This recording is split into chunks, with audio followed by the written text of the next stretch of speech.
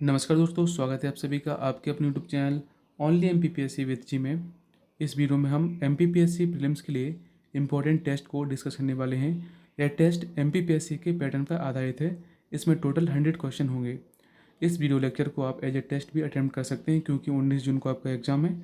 अच्छे से प्रिपरेशन का अंदाज़ा लग जाएगा कि आप किस तरीके से एक अच्छे जो स्टैंडर्ड के टेस्ट को आप कैसे अटैम्प्ट कर रहे हैं। वीडियो को आखिर तक जरूर देखना। वीडियो पसंद आए तो लाइक जरूर करना और चैनल को आप सब्सक्राइब भी कर सकते हैं। देखिए दोस्तों, पहला प्रश्न जो हम डिस्कस करने वाले हैं, नीचे दिए गए कवियों और उनसे संबंधित उपनामों में से गलत युग्म को चुनिए। भवभूति, देखिए इन्हें भारतीय मिल्टन कहा जाता है, यह सही है। बाणभट्ट, इन्हें साहित्य के वनांचल के केसरी कहा जाता है, यह भी सही है। कालिदास को भारत का शेक्सपियर कहा जाता है, यह भी सही है। इस प्रकार से इस क्वेश्चन का राइट आंसर क्या हो जाएगा? ए इसका करेक्ट आंसर हो जाएगा। मध्य प्रदेश से संबंधित निम्नलिखित साहित्यकारों के बारे में गलत कथन का चयन कीजिए। देखिए, भवानी प्रसाद मिश्र का जन्म टिकरिया गांव में हुआ था, सही है। हरिशंकर परसाई का जन्म 1922 में हुआ था, यह भी सही है। और गजानंद माधव मुक्तिबोध का जन्म श्योपुर में हुआ था, यह भी सही है। इस प्रकार से इस प्रश्न का भी सही आंसर हो जाएगा, ये इसका सही आंसर हो जाएगा। निम्नलिखित में से किस संगीतकार ने प्रसिद्ध मेहर बैंड की रचना की? तो देखिए दोस्तों, प्रसिद्ध जो मेहर बैंड है, इसकी रचना किसने की थी? अलाउद्दीन खान ने इसकी रचना की थी।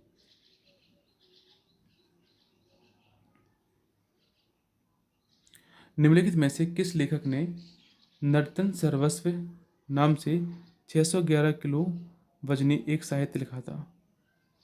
तो देखिए दोस्तों, राइट आंसर क्या हो जाएगा इसका? नर्तन सर्वस्व नाम से राजा चक्रधर सिंह ने 611 किलो वजन का एक साहित्य लिखा था। राजा चक्रधर सिंह, राइट आंसर हो जाएगा नर्तन सर्वस्व। मिट्टी की बारात किसके द्वारा लिखी गई? मिट्टी की बारात रचना किसके द्वारा लिखी गई? तो देखिए दोस्तों, राइट आंसर क्या हो जाएगा इसका? सिमंगल सिंह सुमन, सी इसका करेक्ट आंसर हो जाएगा। मध्य प्रदेश के निम्नलिखित महलों और उनके स्थानों को सुमेलित कीजिए। तो देखिए दोस्तों, इसको हम मिलाते हैं। जहांगीर महल मिलेगा हमें ओरछा में।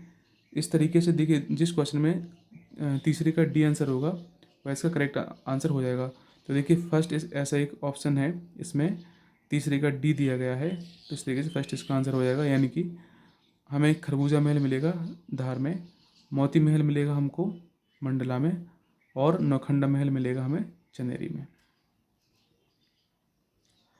मध्य प्रदेश के निम्नलिखित पुरातत्व स्थलों को उनके संबंधित जिलों से सम्मिलित कीजिए। देखिए दोस्तों, इसका राइट आंसर देख लेते हैं। आप इसका स्क्रीनशॉट ले सकते हैं और उसके बाद में आप करेक्ट आंसर को मैच कर सकते हैं। तो देखिए दोस्तों, इसका राइट आंसर है ए। वैश्य टेकरी कहाँ स्थित है जहाँ एक बड़े स्तूप के अवशेष मिले हैं? वैश्य टेकरी कहाँ स्थित है जहाँ से एक बड़े स्तूप के अवशेष मिले हैं? तो देखिए, राइट आंसर हो जाएगा वैश्य टेकरी स्थित है उज्जैन में, बी इसका करेक्ट आंसर हो जाएगा। मध्य प्रदेश के निम्नलिखित में से किस पर्यटन स्थल में सिद्धघाट, भैरव घाट और नगर घाट स्थित हैं? तो देखिए दोस्तों, राइट आंसर क्या हो जाएगा? किस पर्यटन स्थल में सिद्धघाट, भैरव घाट और नगर घाट हैं? यह है नेमावर, बी इसका करेक्ट आंसर हो जाएगा। मध्य प्रदेश में आदिवासी और हरिजन कल्याण विभाग की स्थापना कब हुई थी? 1965 में, बी इसका करेक्ट आंसर हो जाएगा। लमनाई वह व्यक्ति है जो संपादित करता है। राइट आंसर हो जाएगा दोस्तों इसका सेवा विवाह, ये इसका करेक्ट आंसर हो जाएगा। लमनाई वह व्यक्ति है जो संपादित करता है सेवा विवाह। निम्नलिखित में से कौन सा क्षेत्र जाली पैटर्न कला रूप पर काम करता है, उस कलाकृति में कुशल है? तो देखिए, राइट आंसर क्या हो जाएगा? ग्वालियर। ग्वालियर जाली पैटर्न जो कला है, देखिए इस कलाकृति के लिए काफ़ी प्रसिद्ध है। मध्य प्रदेश में गौ सेवा आयोग की स्थापना कब हुई थी? 1995 में। प्रहलाद सिंह टिपन्या कौन है? प्रहलाद सिंह टिपन्या कौन है? देखिए, प्रहलाद सिंह टिपन्या प्रसिद्ध मालवी लोक गायक हैं। ए इसका करेक्ट आंसर हो जाएगा। ऋग्वैदिक युग के बारे में निम्नलिखित कथनों पर विचार कीजिए। शीतकाल और उषा काल की तुलना बुनाई के काम में व्यस्त दो महिलाओं से की गई है। केवल ऊन और रेशम का उपयोग पहनने योग्य सामान बनाने के लिए किया जाता था। देखिए, ऋग्वैदिक युग में जो इससे संबंधित राइट आंसर हो जाएगा। ए इसका करेक्ट आंसर है दोस्तों।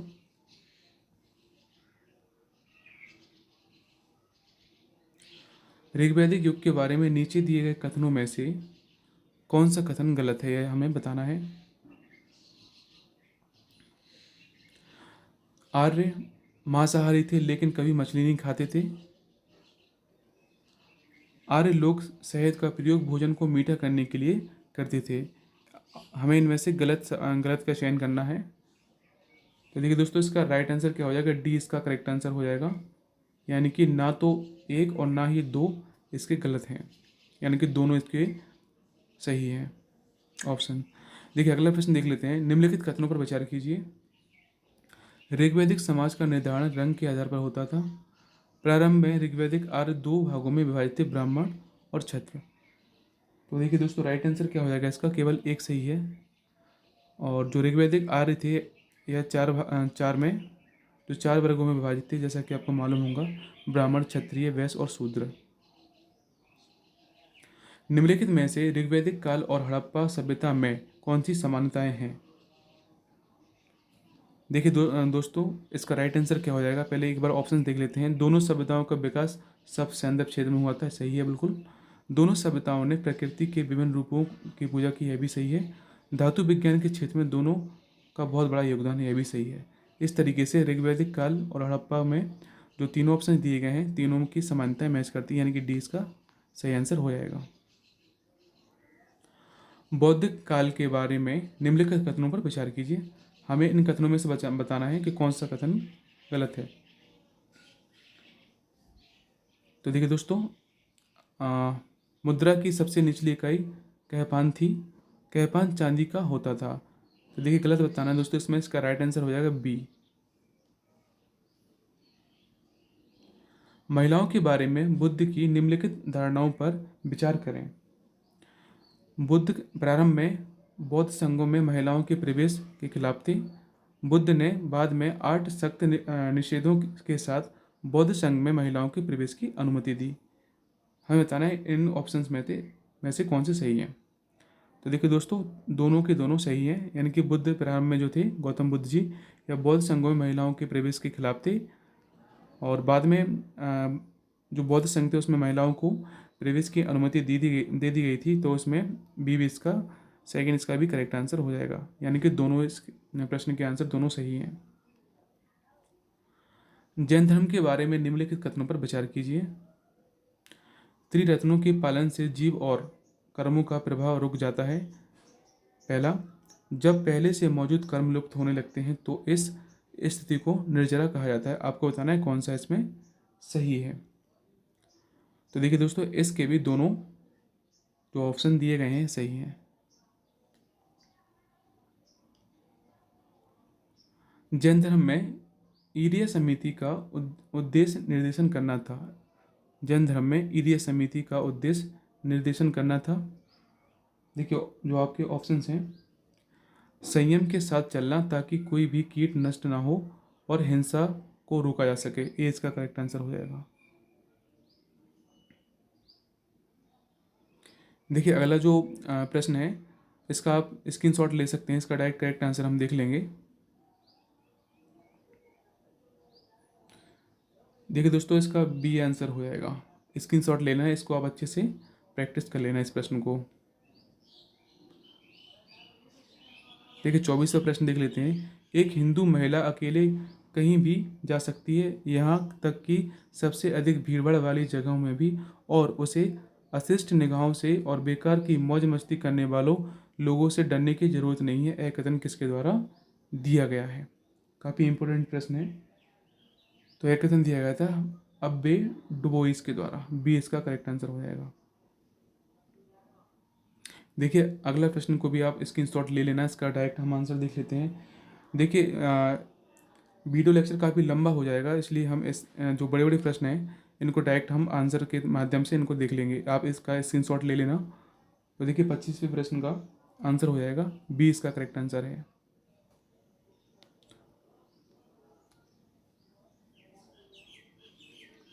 कांग्रेस के रवैये में मजदूर विरोधी बदलाव के कारण निम्नलिखित में से किस वर्ष में बॉम्बे ट्रेडर डिस्प्यूट एक्ट आया था?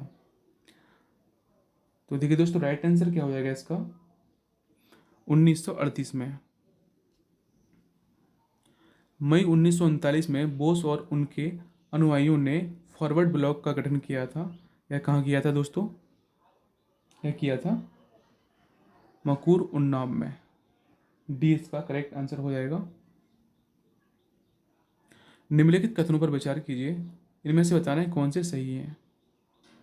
मध्य प्रदेश की भौतिकीय संरचना आद्य महाकल्प शैल संघ के इर्द गिर्द बनी है। आद्य महाकल्प चट्टानों, विंध्य चट्टानों समूह और पश्चिम की ओर डेक्कन ट्रैप से ढकी हुई हैं। तो देखिए दोस्तों इसके दोनों जो ऑप्शन दिए गए हैं सही हैं। इस तरीके से इसका राइट आंसर हो जाएगा सी। गुलाबी ग्रेनाइट किस क्षेत्र में पाया जाता है? गुलाबी ग्रेनाइट किस क्षेत्र में पाया जाता है? यह बुंदेलखंड क्षेत्र में पाया जाता है। ए इसका करेक्ट आंसर हो जाएगा। धारवाड़ व्यवस्था के बारे में निम्नलिखित कथनों पर विचार कीजिए। आपको बताना है कौन से सही हैं इसमें से। चट्टानें दक्षिण मध्य प्रदेश के बालाघाट और छिंदवाड़ा समूह में पाई जाती हैं। ये महाराष्ट्र के दक्षिण की ओर एक पतली पट्टी के रूप में फैले हुए हैं। इसका राइट आंसर ए हो जाएगा दोस्तों। केवल एक इसमें सही है। निम्नलिखित कथनों पर विचार कीजिए, इसमें भी आपको सही बताना है। तो डायरेक्ट इसका हम आंसर देख लेते हैं। इसमें केवल दो सही है। ग्वालियर श्रृंखला अरावली श्रृंखला का एक हिस्सा है, इसलिए मध्य प्रदेश की उत्तर पश्चिमी सीमा पर पाई जाती है। बिल्कुल सही है। ऊपरी विंध्यन चट्टानों समूह के बारे में निम्नलिखित कथनों पर विचार कीजिए। इनमें से भी देखो हमें सही बताना है। डायरेक्ट इसका आंसर देख लेते हैं। इस समूह का विस्तार नर्मदा नदी के उत्तर की ओर पाया जाता है। सही है बिल्कुल। ए इसका करेक्ट आंसर हो जाएगा। प्रसिद्ध टकरौरा गर्त कहाँ स्थित है? देखिए दोस्तों इसका राइट आंसर क्या हो जाएगा। प्रसिद्ध टकरौरा गर्त जो जापान के पास स्थित है। निम्नलिखित में से कौन सा गलत सम्मिलित किया गया है? देखिए पहले पिग्मी जेरेबेसन सही है, किकुयू केन्या सही है, पपुआ न्यूगिनी सही है। इस तरीके से 20 का करेक्ट आंसर हो जाएगा। यह सही सम्मिलित नहीं है। हिमालय का कुल क्षेत्रफल लगभग है। तो देखिए हिमालय का कुल क्षेत्रफल कितना है? डी इसका करेक्ट आंसर हो जाएगा। इस्पात संयंत्रों के उत्पादों धातुमल की गुणवत्ता क्या है? यह एक फॉस्फेटिक उर्वरक है। 20 का करेक्ट आंसर हो जाएगा। विस्तृत कृषि की प्रमुख विशेषताएं हैं। इनमें से सही विकल्प को हमें चुनना है। तो देखिए दोस्तों इसका करेक्ट आंसर क्या हो जाएगा। 1, 2, 1, 3 और 4 इसके सही हैं। यानी कि बड़े आकार की जोत होती हैं, मशीनीकरण पर जोर होता है और भूमि के उपयोग की कम तीव्रता होती है। चाय, कॉफ़ी और शीतोष्ण फसलों के अधिकांश बागान स्थित हैं। देखिए ऑप्शंस हैं आपके, जलोढ़ मिट्टी में, काली मिट्टी में, डेल्टा मिट्टी में या फिर पहाड़ी मिट्टी में। डी इसका करेक्ट आंसर हो जाएगा। इस क्वेश्चन को भी आप स्क्रीनशॉट लेके अटेम्प्ट कर सकते हैं। इसका राइट आंसर हम देख लेते हैं डायरेक्ट। इसके भी दोनों ऑप्शन सही हैं। पुश बेब्स यानी कि पी तरंगों के बारे में निम्नलिखित कथनों पर विचार कीजिए। देखिए इस क्वेश्चन का राइट आंसर देख लेते हैं। हमें कौन सा गलत है यह बताना है। ये तरंगें ध्वनि की तरंगों की तरह गति करती हैं। सही है। पी तरंगों के मामले में तरंग प्रसार और कणों की विस्थापन की दिशा समान होती है, यानी कि इसका आंसर हो जाएगा डी। इस क्वेश्चन का भी आप स्क्रीनशॉट ले लेना और इसको अच्छे से अटेम्प्ट करना। देखिए दोस्तों, इसका जो पहला ऑप्शन दिया गया है, पहले तो हमें देखना है इसमें कौन सा सत्य बताना है। देखिए, कैनियन का निर्माण नदियों द्वारा होता है, भी आकार का की घाटी के रूप में होती है। ज्यूरेन तथा इंसलेनबर्ग पवनों द्वारा निर्मित स्थलाकृतियाँ हैं, एवं मरुस्थल में अपक्षय एवं अपर्दन की क्रिया से बनती हैं। दोनों बिल्कुल सही हैं।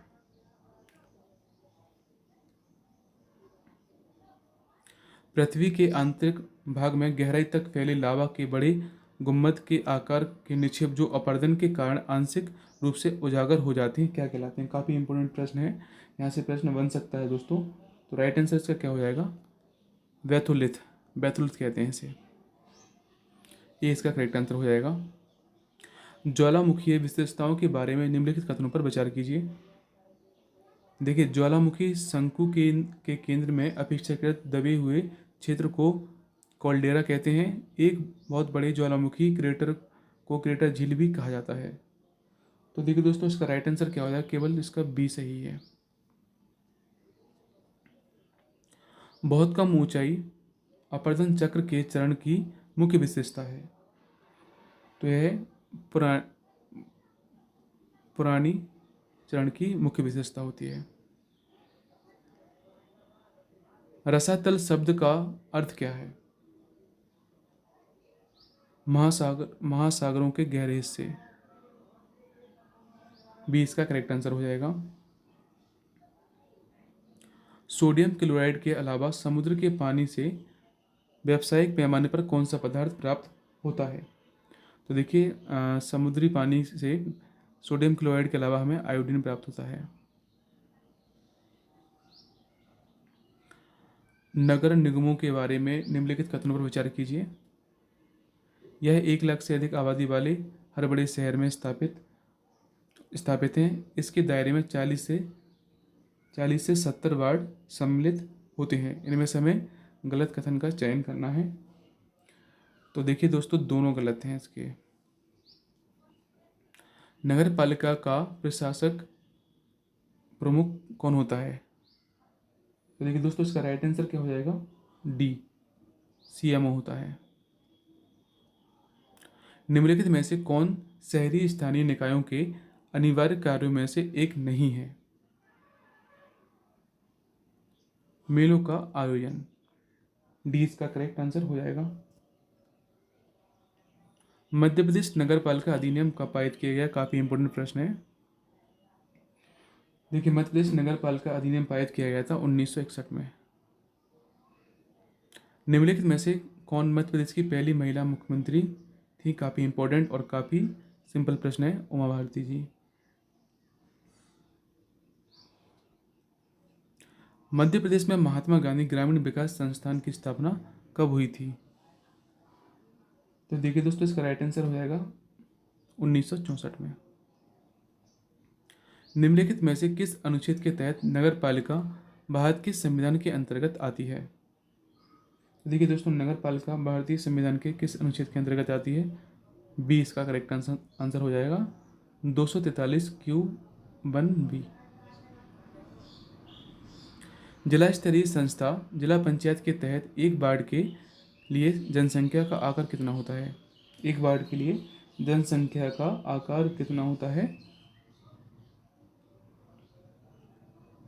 यह होता है दोस्तों 50,000।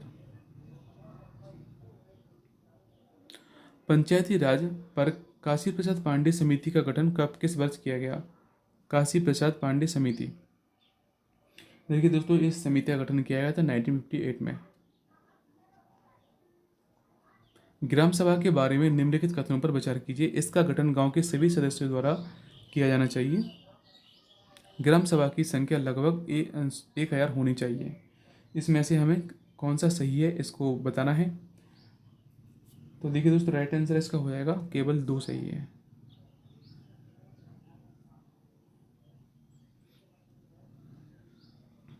ग्राम पंचायत अधिनियम 1949 किस तिथि से लागू हुआ।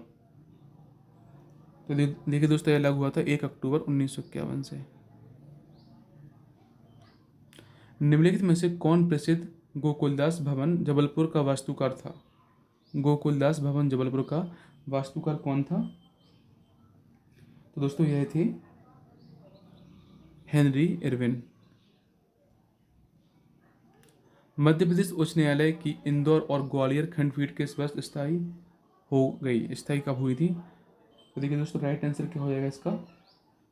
यह स्थायी रूप से शामिल हुई थी 1968 में। आयकर अपीलीय न्यायाधिकरण के बारे में निम्नलिखित कथनों पर विचार कीजिए। यह एक अर्ध न्यायिक संस्था है। जनवरी 1941 में स्थापित यह प्रत्यक्ष कर अधिनियम के तहत अपीलों की सुनवाई करता है। हमें बताना है कौन सा कथन इसमें से गलत है। तो देखिए दोस्तों, दोनों सही हैं इसके। इसका डी इसका आंसर हो जाएगा। मध्य प्रदेश में औद्योगिक विवाद और श्रम अधिनियम 1960 के तहत कितने श्रम न्यायालय स्थापित किए गए हैं? 25। ये इसका करेक्ट आंसर हो जाएगा। वर्ष 2019-20 में मध्य प्रदेश के सकल घरेलू उत्पाद में द्वितीय क्षेत्र का हिस्सा कितना है? तो देखिए दोस्तों, द्वितीय क्षेत्र का जो हिस्सा है यह है 25.68%। मध्य प्रदेश की पहली औद्योगिक नीति किस पंचवर्षीय योजना के तहत घोषित की गई थी? तो देखिए दोस्तों, इसका राइट आंसर क्या हो जाएगा? चौथी पंचवर्षीय योजना के तहत।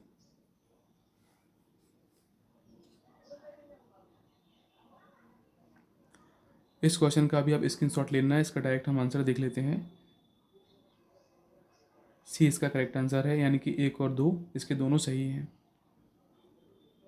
सूक्ष्म लघु एवं मध्यम उद्योग विकास नीति 2017 को पूरे राज्य में लागू कब से किया गया था?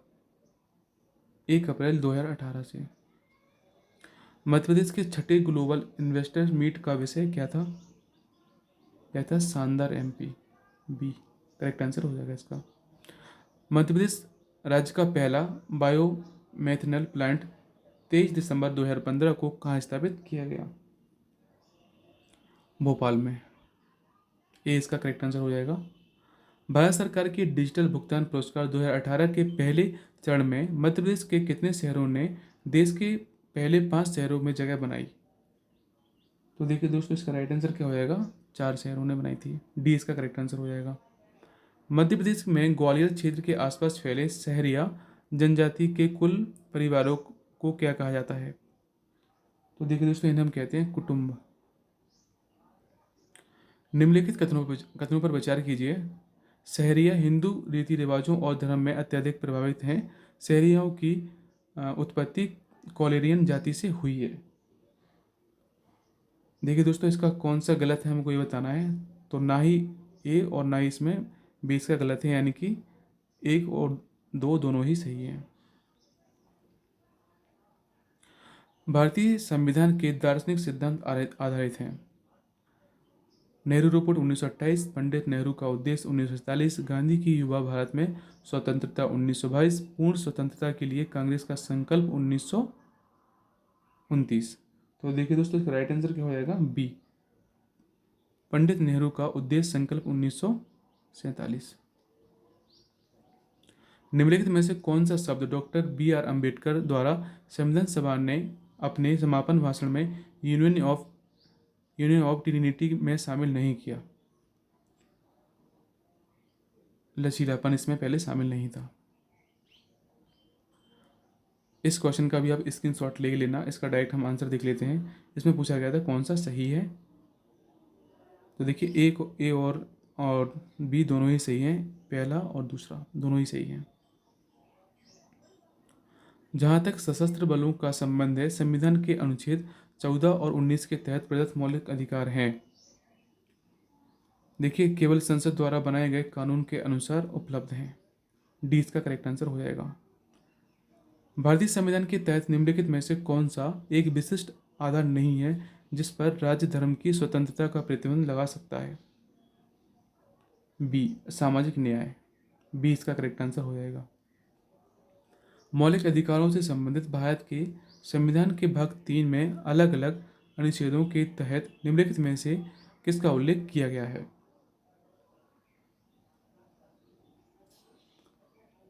देखिए दोस्तों, इसका राइट आंसर क्या हो जाएगा? 1, 2 और 3 और चारों इसके, यानी कि यह भी सही है। अस्पृश्यता का उन्मूलन 17 में, उपाधियों का अंत आपको मिलेगा 18 में, और किसी धर्म विशेष के प्रचार के लिए करों का भुगतान 28 में मिलेगा आपको। अल्पसंख्यकों के हितों का संरक्षण मिलेगा आपको 29 में। इस तरीके से इसके चारों सही हैं। भारत के संविधान के अनुच्छेद 22 के तहत उसमें बताए गए कुछ प्रावधानों के अपवाद के साथ निवारक निरोध के तहत किसी व्यक्ति को हिरासत में लेने की अधिकतम अवधि कितनी है? तो देखिए 3 महीने तक हिरासत में लिया जा सकता है। राज्य के नीति निर्देशक तत्वों के संबंध में निम्नलिखित में से कौन सा युग्म सही नहीं है? तो देखिए दोस्तों, राइट आंसर क्या हो जाएगा? डी इसका करेक्ट आंसर हो जाएगा।